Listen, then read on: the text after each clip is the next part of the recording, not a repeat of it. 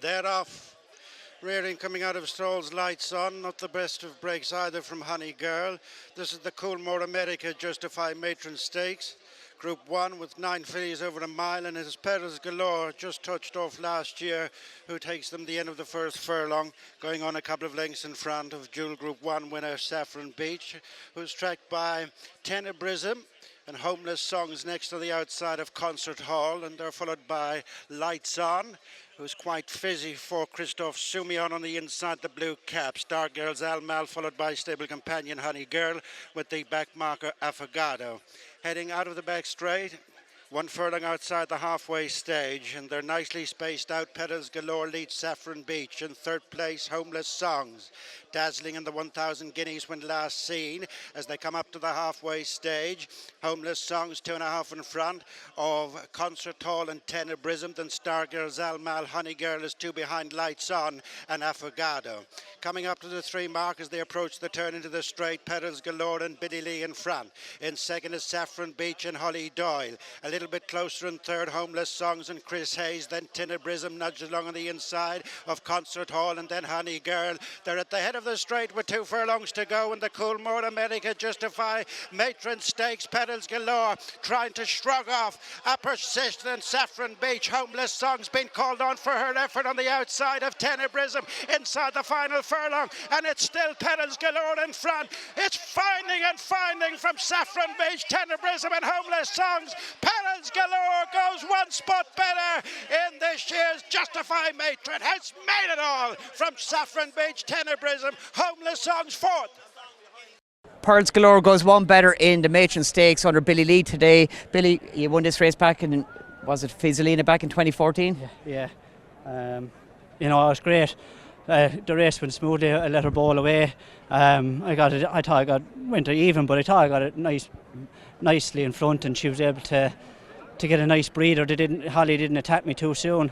And top of the straight, I thought Holly might get upside me, but to fair to my own, she kept picking up, and she's galloped well out to the line. I thought slower ground today at a mile, for all that she was second last year, and good ground might expose her stamina, but in the cheap piece she was very strong. Yeah, no, I wasn't worried about stamina, and I thought the ground would have been perfect today. Thought just a couple of runs. She won here the first day at the start of the season, and she just hadn't been right since, and she'd been running on quick ground, so maybe she was just telling us, you know, that it was the ground all along, and the easier ground today definitely helped. Talk to us about the cheap piece decision.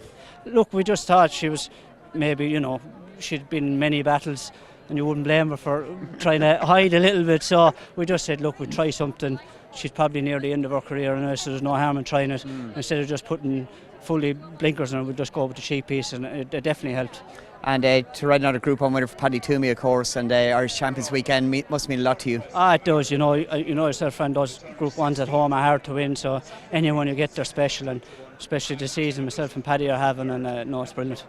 What about Orla Tyrone earlier on? Yeah, I think maybe the Eber might have left his mark more than we thought. Just never settled in front, and he was just too gassy. Even in the stalls, he was quite upset today. Just edgy, and maybe, you know, he's had a longish year. Just might have been telling. So look, he'll be back, and you know, it's good that Beamish ran a cracker. I was actually afraid of him today on the ground. If it had been slower, I think he'd have won. So look, he's there to look forward to. And of course tomorrow, Le Petit Coco, similar turnaround from York after a great run. The Yorkshire Oaks runs at the Blanford Stakes. Yeah, no, look, tomorrow's supposed to be a wet day. I won't mind the ground anyway, getting soft. And look, it looks a good option for her, and hopefully she turns up in the day and does the business. Listen, well done there, brilliant win. Thanks, Fran, thank you.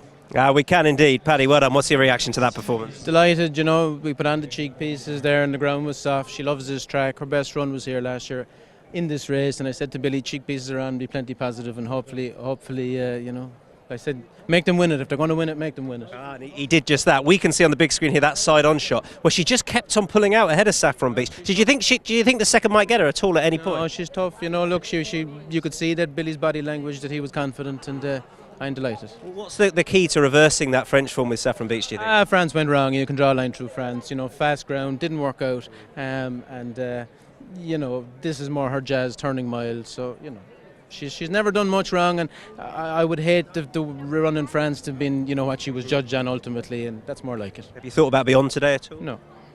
Enjoy today. Thanks. Cheers.